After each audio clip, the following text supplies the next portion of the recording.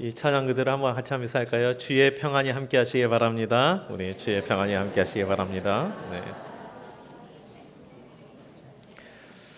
우리 주중에 또 의미 있고 중요한 일이 있었죠. 우리 선거일이 주중에 있었습니다. 그래서 이 선거의 결과를 보니까 이 땅 가운데 변화가 있어야 된다는 그 갈망하는 우리 국민들이 참 많았고, 결국은 이 땅이 좀 더 잘 되고 회복되기를 원하는 그런 마음이 있었다는 것을 우리가 다 보았습니다.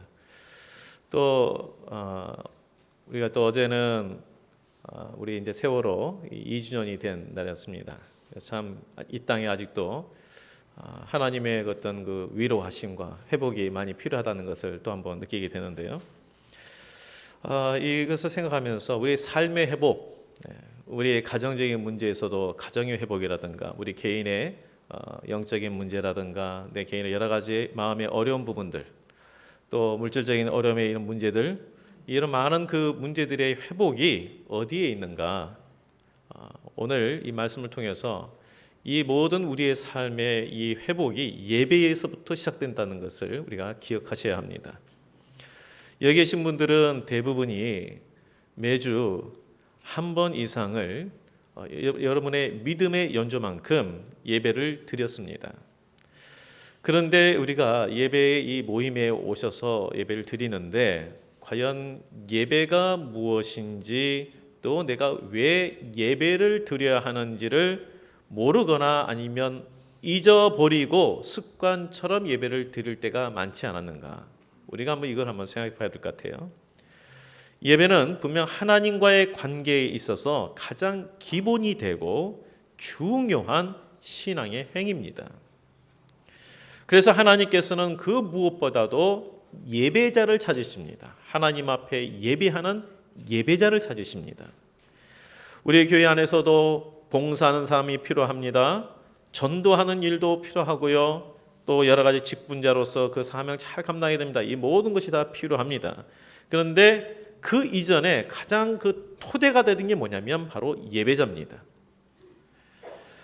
본문에서 예수님께서 23절 말씀을 보면 참으로 예배하는 자들은 영과 진리로 예배할 때가 오나니 곧 이때라 아버지께서는 자기에게 이렇게 예배하는 자들을 찾으시느니라 라고 말씀하셨습니다. 그래서 강조하는 게 뭐냐면 하나님의 찾으신 자가 누구냐? 예배하는 자다. 예배하는 자. 그런데 아까 말했지만 우리는 정작 예배가 무엇인지 잊어버리고 예배 모임에 참석해서 예배를 통해서 주시는 하나님의 그 유익함들을 많이 놓치고 있다는 것입니다. 그러므로 다시 한번 우리가 예배에 대해서 혹 들었다 할지라도 다시 한번 우리 다시 반복해서 이 예배를 통해서 내가 예배자로 다시 한번 결단하고 예배자로 들어서는 그러한 우리 모두가 되시길 주의 이름으로 축복드립니다. 예배자는요 종교인과는 달라요. 보통 일반 세상적으로도요 어떤 그 자기가 추구하는 그 종교의 그 가르침대로 살려고 하는 사람을 뭐라 그러냐면 조금 구별돼서 이야기합니다. 구도자라고 합니다. 구도자. 우리 기독교인이 참으로 말 그대로 종교인으로 머물기가 참 쉬워요. 잘못하면 예배자가 아닌 우리 교인으로 머물기가 쉽습니다. 교인은 교회 안에 있는 용어를 사용합니다. 예배 모임에도 참석도 합니다. 봉사 활동도 합니다.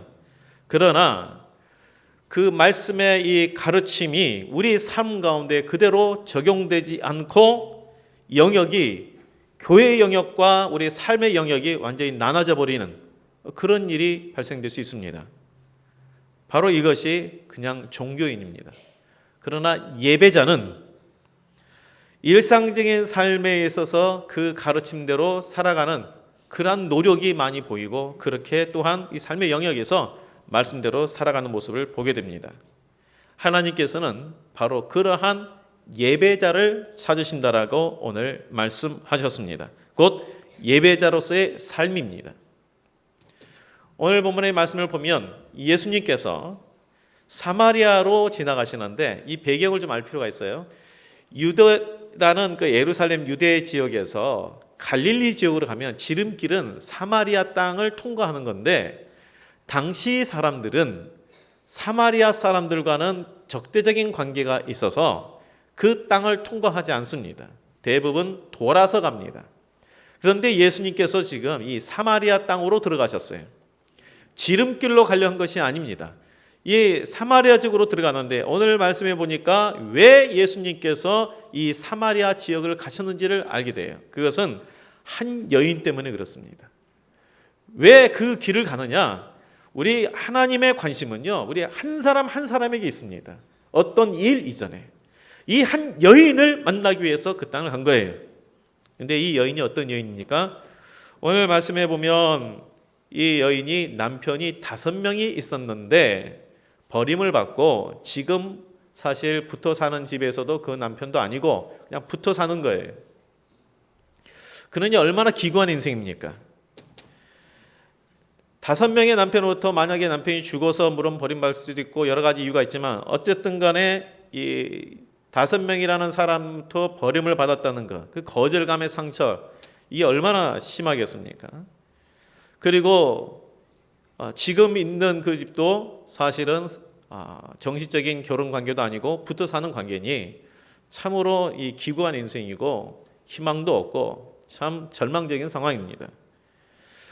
그런데 예수님께서 이러한 세상에 소망과 희망이 없는 이 여인에게 찾아가셨는데 대화 속에서 이 여인에게 회복시키는 그 단어가요, 소망이라는 단어도 아니고 위로라는 단어도 아니고요, 무슨 단어냐면 예배라는 단어예요.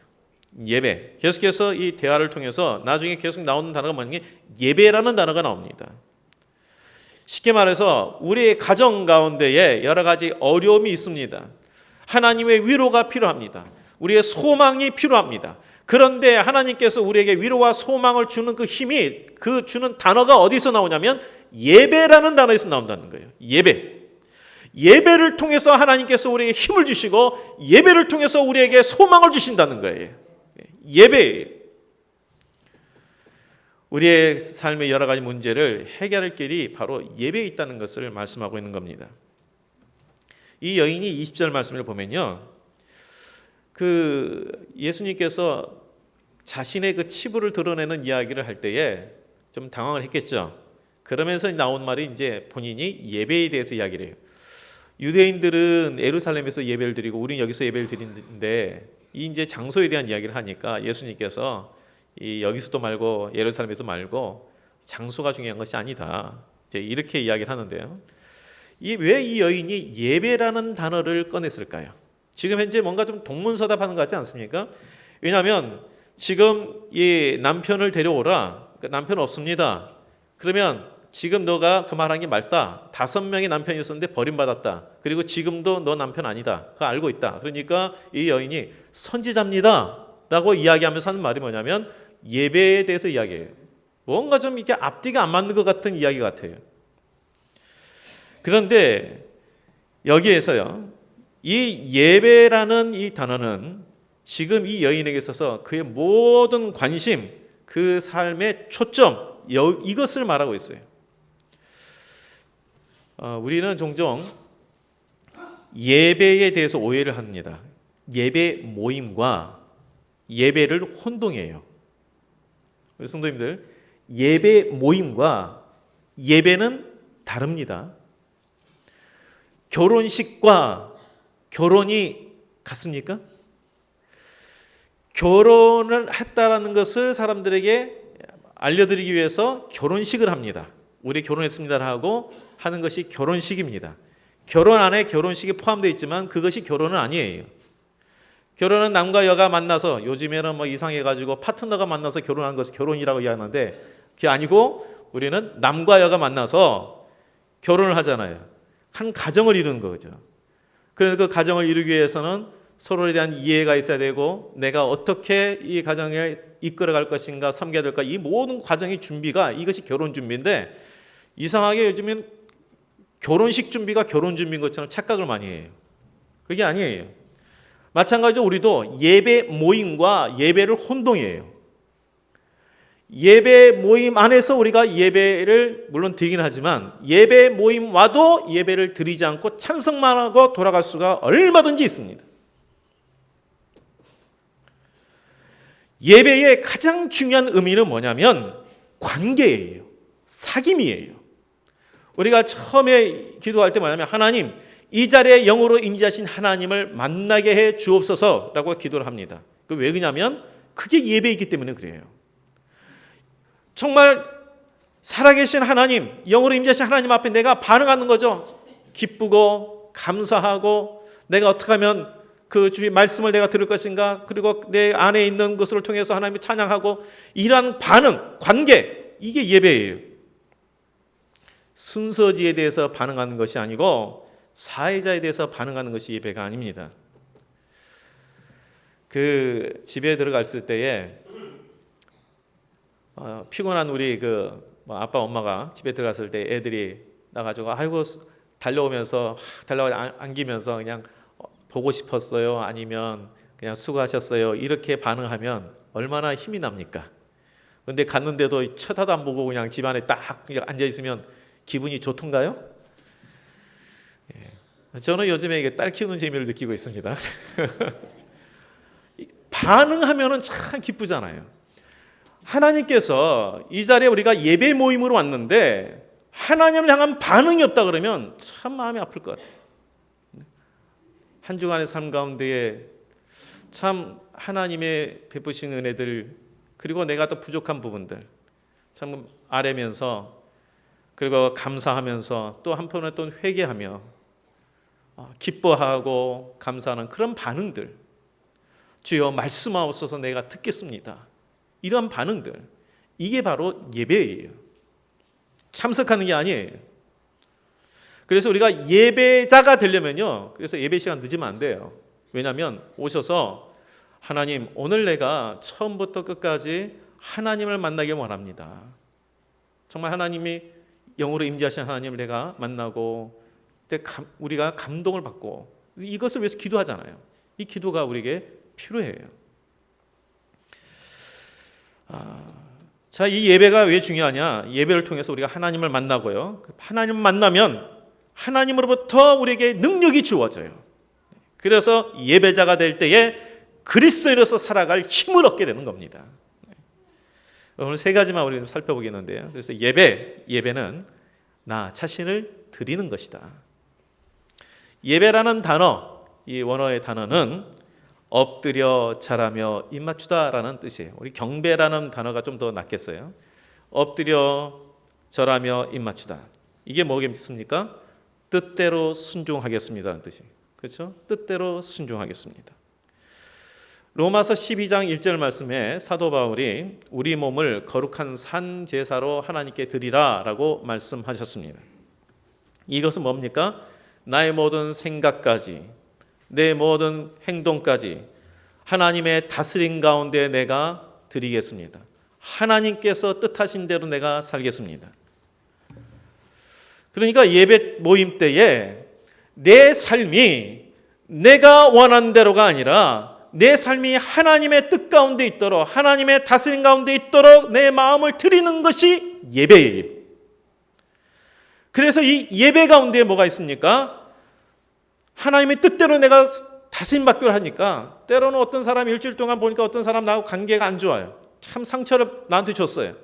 그런데 예배 가운데에 하나님의 뜻대로 내가 그를 용서하겠습니다는 결단이 나오는 것이고, 예배 가운데 내가 주의 뜻 가운데서 잘못됐던 삶들을 바라보면서 내가 회개하는 결단이 나오는 것이고, 그리고 나에게 주어진 조건과 상황이 여러 가지 어렵지만 그러나 주님께서 나에게 주신 힘으로 다시 내가 일어서는 결단을 하게 되는 것이 예배예요. 그래서 이 예배에는 삶의 회복과 능력이 있어요. 그래서 우리가 나와서 예배를 정말 예배자가 되면 우리에게 주어진 삶들을 이길 수 있는 힘을 얻게 되는 것입니다. 예배가 이렇게 소중해요. 예배를 통해서 주시는 복이 많아요. 그런데 안타깝게 우리가 예배 모임에 나와서 예배만 참석하고 돌아간다면 얼마나 안타깝습니까? 하나님께서 우리에게 주시고자 하는 그 많은 복들을, 그러한 영적인 능력들을 예배 모임에 와서 받지 못하고 그냥 돌아간다면, 하나님을 만나지 못하고 그냥 앉았다 돌아간다면 이게 얼마나 안타까운 일입니까? 예배는 하나님 앞에 내 자신을 드리는 겁니다. 하나님 뜻 가운데에 내가 살기로 결단하는 그러한 부분입니다. 또 예배는 하나님을 아는 것입니다. 예배의 형식과 장소에 대한 차이는 이거는 별거 아니다. 예수님이 그렇게 말씀하셨어요. 이 유대인들은 예배는 반드시 예루살렘, 그러니까 제사 같은 경우는 예루살렘 성전에서 드려야 돼요. 왜? 예루살렘 성전은 하나님이 계신 곳이니까 거기서 드려야 된다, 이런 생각을 가졌어요. 이 생각이 아주 그냥 꽉 박혔어요. 근데 예수님께서 예루살렘에서도 말고 여기서도 아니다. 참된 예배는 장소에 있는 것도 아니고 어떤 형식에 있는 게 아니다. 영과 진리 안에서 드리는 예배가 진정한 예배다. 근데 우리는 동일하게 잘못을 저지르고 있어요. 이게 뭐냐면 예배 진행 자체를 예배인 것으로 착각을 해요. 그러니까 예배 순서 조금 바꾸면 이게 예배가 아닌 것 같아요. 아니에요. 중요한 것은 예배의 대상이신 하나님을 바로 아는 거예요. 앞에서 이 예배는 하나님을 만나는 것이다. 하나님 앞에 그래서 만남을 통해 반응하는 것이라고 했습니다. 더 나아가서 예배는 하나님을 아는 것이에요. 그런데 우리가 하나님을 어떻게 압니까? 하나님께서 자신을 계시해 주신 이 말씀을 통하여 우리가 하나님을 압니다.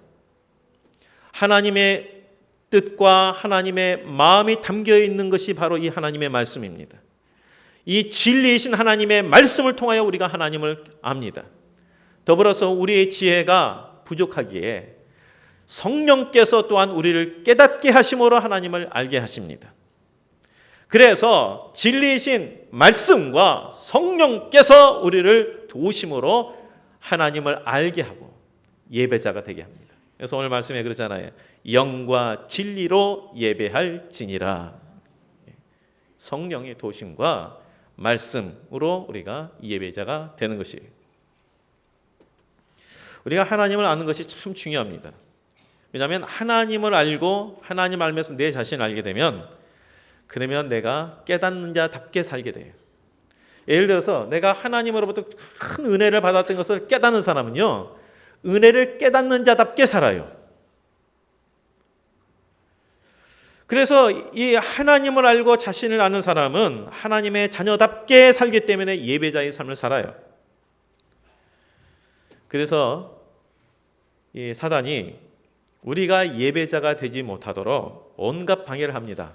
1차적으로는 예배 모임에 참석하지 못하도록 많은 방해를 해요.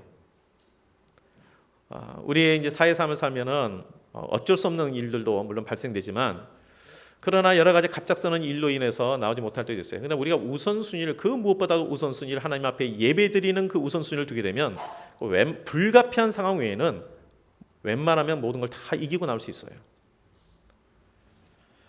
그리고 예배 모임에 참석해도 예배자가 되지 못하도록 방해를 합니다. 왜요? 우리가 하나님 자녀답게 사는 것을 두려워하기 때문에 그래요. 예배자가 되면 하나님으로부터 받은 힘을 얻고 그걸 통해서 우리에게 주어진 어려움도 이길 수 있는 능력도 얻고 또 하나님 앞에 더 가까이 가니까 하나님의 자녀답게 살아가는 그런 힘을 얻으니까 싫어하는 거죠. 그래서 우리가 예배자 이 자리에 나왔어도, 예배 모임에 나왔어도 이상하게 내 마음에 하나님 앞에 나아가지 못하고 헛된 생각하다가 끝날 때도 있고, 아니면은 와서 너무 피곤해 가서 여기가 좋사오니 하면서 꾸벅꾸벅거리다가 하실 때도 있고. 우리 성도님들, 그래서 우리가 하나님 앞에 계속해서 기도해야 됩니다. 하나님, 정말 내가 예배자로 살게 하여 주옵소서. 영과 진리로 예배하는 예배자가 되시길 주의 이름으로 축복드립니다. 그리고 예배는 하나님을 경외하는 것입니다. 하나님을 경외하는 것. 이 경외한다라는 이 말이 아주 존경하기 때문에 조심하는 거죠. 그렇죠. 사실 어느 누구를 굉장히 존경하면요, 그 사람 앞에서 뭔가 좀 삼가 조심합니다. 삼가 조심해요. 의식해요. 그분을 의식합니다. 근데 우리가 하나님을 경외하면 당연히 하나님을 의식하고 하나님에 의해 영향을 받지 않겠습니까? 근데 우리는 좀 누구를 많이 의식하냐면 하나님을 의식하기보다는 사람을 많이 의식하게 돼요. 그렇죠? 나도 모르는 사이에 사람을 많이 의식하게 됩니다. 사람에 의해서 많이 영향을 받습니다. 이게 대표적으로 이 길을 볼 때에 참 이상하게 낮에는 그래도 사람들이 봐서 그런지 조금 무단 횡단이나 이런 게 덜한데 저녁에 되면은 참 많아요. 그리고요, 저도 이제 그 방글라데시를 몇 번 갔었는데 거기에 이제 이 중앙선이 없어요. 거기는 아주 몇 군데밖에 없고 대부분 그냥 사람들이 알아서 건너가고 막 그래요. 신호등이 있어도 그냥 건너요. 처음에는 기다렸다가 했는데 다 사람들이 왔다 갔다 하니까 나중에 나도 막 따라가게 되더라고요. 막 이렇게 되는데 가만히 생각해 보니까 사람을 의식하는 거죠. 다른 사람도 하는데 뭐 나야 뭐 왜 내가 꼭 그렇게 해야 되나? 이 하나님을 의식하면은 하나님께서 보고 계신다. 항상 하나님을 의식하면은 이때에 하나님께서는 어떻게 생각하실까? 이게 하나님의 뜻에 맞는 것인가? 이런 생각할 텐데 이런 생각보다는 사람들이 어떻게 생각할까? 이런 생각으로 우리가 많이 치우친다는 거죠. 하나님을 경외하는 것은 하나님에 의해 영향을 받는 것입니다. 우리가 하나님에 의해 영향을 받는 것, 이게 바로 예배의 삶입니다. 예배의 삶. 우리가 근데 하나님을 경외한다면서 우리가 하나님을 의식하지 않는다면 앞뒤가 안 맞죠. 예배를 소중하게 여기지 않으면서 우리가 어떻게 하나님을 의식한다고 할 수 있겠습니까? 네. 하나님을 만나는 그 일에 소홀히 하는데 우리가 어떻게 하나님을 경외한다라고 말할 수 있겠습니까? 그 쉽게 말하면 우리 부모님에 대해서 생각하시면 돼요. 부모님의 소홀하면서 만남에 대해서 소홀히 하면서 나는 부모님을 잘 생각하고 있다 이렇게 할 수 있겠습니까? 우리 성도님들 예배 모임을 귀하게 여기시고요. 그리고 그 안에서 하나님께 나의 생각과 나의 뜻을 드리기로 결단하고 하나님을 의식하는 그러한 삶이 되기를 힘쓰십시오. 이것이 바로 예배입니다. 네. 그래서 우리 다시 한번 하나님이 찾으신 자가 누구인지를 23절 말씀을 다시 한번 읽어보겠습니다. 같이 한번 읽겠습니다. 시작. 아버지께 참되게 예배하는 자들은 영과 진리로 예배할 때가 오나니 곧 이때라. 아버지께서는 자기에게 이렇게 예배하는 자들을 찾으시느니라. 네. 우리가 하나님을 찾는 여러 가지 조건이 있어요. 하나님 나의 어려움이 있습니다. 아픕니다. 힘듭니다. 우리 성도들 속에서 참 질병과 여러 가지 어려움 가운데 하나님을 찾아야 될 자들이 참 많아요. 정말 찾아야 돼요. 아모스 5장 말씀에 보면 너희는 나를 찾으라 그리하면 살리라고 했으니까 우리는 간절히 어떤 상황이든 하나님을 찾아야 돼요. 그런데 하나님께서 또한 우리를 간절히 찾는 자가 있어요. 어떤 자를 찾는다고요? 예배자를 찾으신다. 예배 모임에 참석하는 자가 아니라 예배 모임에 참석할 뿐만 아니라 예배자가 되는 자를 찾으신다. 하나님과 친밀한 관계를 맺는 자, 하나님의 다스림 가운데 나를 드리는 자, 하나님께 영향을 받는 그러한 자를 찾으신다는 거예요. 왜냐하면 그러한 예배자가 될 때에 하나님으로부터의 공급받는 능력을 얻고 우리에게 주어지는 삶들을 이길 수 있는 힘이 생기고요. 그리고 하나님 앞에 간구하는 자가 되니까 또 간구한대로 응답받는 복을 받는 것이죠. 참된 예배자가 될 때 흔들림이 없는 믿음, 상황을 변화시키는 믿음이 됩니다. 하나님의 역사를 경험하게 됩니다. 이처럼 예배자가 되면 우리에게 주어지는 큰 복이 많아요. 유익이 이렇게 영적인 유익이 많습니다. 그래서 우리 모든 성도님들 이 말씀에서 이 수가성 여인, 이 세상에서는 어떤 소망도 없고 절망적인 이 여인이 예수님을 만나고 참된 예배가 무엇인지를 깨달아 그의 삶이 변했던 것처럼 우리도 참된 예배자가 되어서 우리 삶 가운데에 하나님이 주시고 난 복을 받아 누리며 또한 많은 사람에게 베풀 수 있는 그런 복의 통로가 되는 성도가 되시기를 주의 이름으로 축복드립니다. 아멘. 기도하겠습니다.